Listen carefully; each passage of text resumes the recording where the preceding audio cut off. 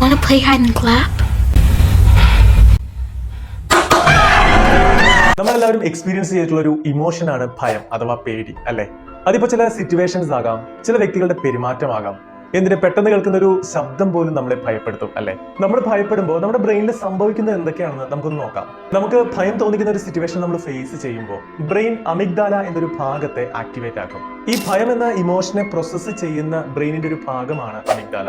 Amygdala activate ആയി കഴിഞ്ഞാൽ നമ്മൾ ഫേസ് ചെയ്യുന്ന ആ ഒരു പ്രശ്നത്തെ അഭിമുഖീകരിക്കാനായിട്ട് അമിഗ്ഡാല നമ്മുടെ ശരീരത്തെ പ്രിപ്പയർ ആക്കും. ഒന്നുകിൽ ആ സിറ്റുവേഷൻ നേരിടാനായിട്ട്, അല്ലെങ്കിൽ ആ സിറ്റുവേഷനിൽ നിന്നും എസ്കേപ്പ് ആകാനായിട്ട്. അതിനെയാണ് ഫൈറ്റ് ഓർ ഫ്ലൈറ്റ് റെസ്പോൺസ് എന്ന് പറയുന്നത്. അതിന്റെ ഭാഗമായിട്ട് ഹൃദയമിടിപ്പ് കൂടും, ശരീരത്തിന്റെ എല്ലാ ഭാഗങ്ങളിലേക്കും രക്തസഞ്ചാരം വർദ്ധിക്കും. ഇത്തരത്തിൽ ആ ഒരു ഭയത്തെ നേരിടാനായിട്ട് ശരീരം പ്രിപ്പയർഡ് ആകും.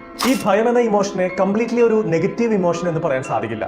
കാരണം പല സാഹചര്യങ്ങളിലും നമ്മൾ അപകടത്തിലേക്ക് എടുത്ത് ചാടാതിരിക്കാൻ നമ്മളിലെ ഭയം നമ്മളെ സഹായിക്കുന്നുണ്ട്. സോ ഭയത്തെ കംപ്ലീറ്റ് ആയിട്ട് ഇല്ലാതാക്കാനല്ല നമ്മൾ ശ്രമിക്കേണ്ടത്, മറിച്ച് അതിനെ ഫലപ്രദമായിട്ട് മാനേജ് ചെയ്യാനായിട്ടാണ്. Deep breathing, mindfulness practice, positive thinking എന്നിവയെല്ലാം ഇതിനു വേണ്ടി സഹായിക്കും.